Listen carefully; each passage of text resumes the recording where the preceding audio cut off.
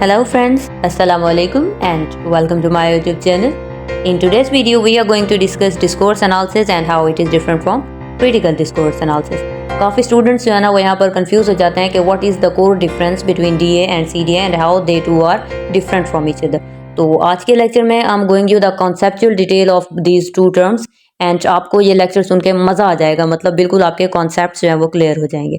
And before moving to the topic, one important thing कि if you have not subscribed to my channel so far, please subscribe it as an appreciation and I will provide you more such content. So let's learn together and let's move to the topic. तो जी topic जो है ना वो start होता है कि हम सबसे पहले देखते हैं कि what is actually discourse analysis.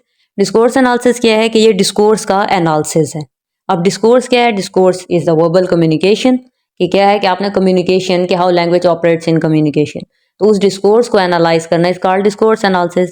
तो इसमें क्या होता है कि हम डिस्कोर्स को जो है ना टू जो है ना पर्सपेक्टिव से डिस्कस करते हैं. One is linguistic content and the other one is socio linguistic context. Like इसके अंदर आप क्या होता है कि आप डिस्कोर्स को एनालाइज करते हो लिंग्विस्टिकली भी, प्लस आप उसका सोशल कॉन्टेक्स्ट भी डिस्कस करते हो कि वो सोसाइटी के अंदर क्या रोल प्ले कर रहा है डिस्कोर्स. और डिस्कोर्स जो है ना वो इनडायरेक्टली हम कहेंगे लैंग्वेज को, कि लैंग्वेज जो है ना वो डिस्कोर्स के अंदर या जो है ना वो लिंग्विस्टिकली किस तरह से ऑपरेट कर रही है एंड देन उसका सोसाइटी के अंदर क्या रूल है. तो ये हो गया आपके पास एक core definition of discourse analysis. तो नेक्स्ट अब हम अगर डिस्कस करते हैं CDA को, critical discourse analysis. So critical discourse analysis is a research movement that holds different theoretical and methodological approaches to study language. अब इसके अंदर जो है ना आपने जस्ट लैंग्वेज को लिंग्विस्टिकली या फिर सोशियोलॉजिकली जो है ना वो आपने इसको डिस्कस नहीं करना, बल्कि इसको थोड़ा ब्रॉडर वेज में जो है ना आपने डिस्कस करना है. क्या होगा कि आप डिफरेंट जो है ना इसके अंदर अप्रोचेस को यूज़ करोगे.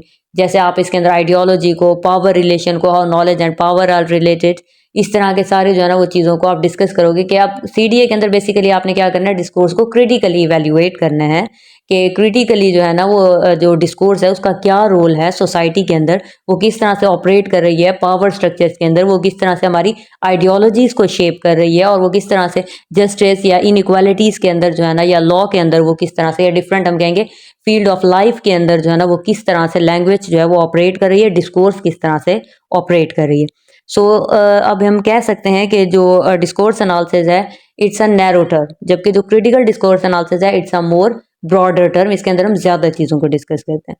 तो ये हो गया एक point, first point of difference इनके दरमियान में, कि उसमें जो है ना हम सरफेस लेवल पे डिस्कस करते हैं डिस्कोर्स एनालिसिस के अंदर डिस्कोर्स को, और जो क्रिटिकल डिस्कोर्स एनालिसिस है उसके अंदर हम डिस्कोर्स को जो है ना वो एनालाइज करते हैं डीप लेवल पे. जी, तो सेकंड जो इनके दरमियान में डिफरेंस है दैट इज़ कि जो डिस्कोर्स एनालिसिस होती है वो जो है ना डिस्कोर्स को देखती है simple as a way of communication, जैसे कि मैंने पहले भी बताया, और इसको जो है ना या उसका ज़्यादा से ज़्यादा सोसाइटी के अंदर क्या रोल है.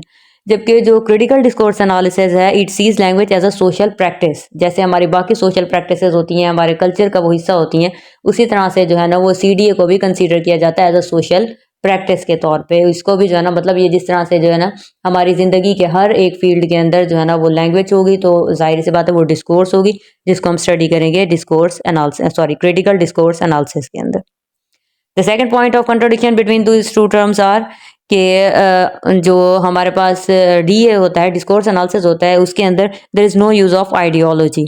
लाइक इसके अंदर we just discuss the pattern of utterances linguistically and socio linguistically.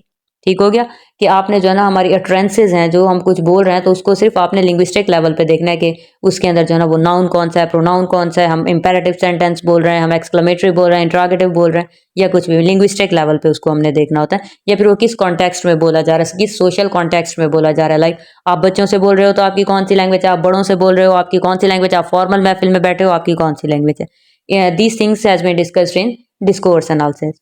Now what is critical discourse analysis? इसके अंदर क्या होता है कि ideologies play a vital role. अब आइडियोलॉजीज किस तरह से रोल प्ले करती हैं कि इसको, जैसे मैंने पहले बताया कि एक ब्रॉडर टर्म है, तो आइडियोलॉजीज जो है ना हमारे डिस्कोर्स को शेप करते हैं इसके अंदर. लाइक आप पॉलिटिकल कॉन्टेक्स्ट में जो है ना एक डिस्कोर्स हुई है, तो आप उसको क्रिटिकली इवेल्युएट करोगे, उस पर रिसर्च करोगे कि इसकी ये बात करने के पीछे क्या आइडियोलॉजी थी. या आप जो है ना लॉज डिफरेंट हो गए कि इस लॉ को बनाने के पीछे क्या आइडियोलॉजी थी. तो ये सारी चीज़ें कि आइडियोलॉजी का रोल जो है ना वो होता है किसके अंदर, क्रिटिकल डिस्कोर्स एनालिसिस के अंदर, कि उसमें जो है ना आपने लैंग्वेज के पीछे कोई भी आप बात कर रहे हो तो उसके पीछे आपकी आइडियोलॉजी क्या है, इस हद तक जाके जो है ना वो देखा जाएगा क्रिटिकल डिस्कोर्स एनालिसिस के अंदर. तो all in all very briefly we say कि जो डिस्कोर्स एनालिसिस है it's just a superficial analysis of discourse. Superficial करना है, उसके अंदर आपने लिंग्विस्टिक पैटर्न्स देखने हैं और साथ में उसका सोसाइटी के अंदर रूल देखने हैं।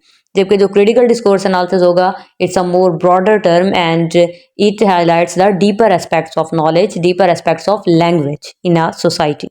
So that was all about critical discourse analysis and discourse analysis. I hope आपको ये पॉइंट्स क्लियर हो गए होंगे अब। एंड इसके बावजूद भी अगर any question hits your mind, feel free to ask me in the comment section. I will really appreciate and try my best to make you understand about these concepts. So, thank you.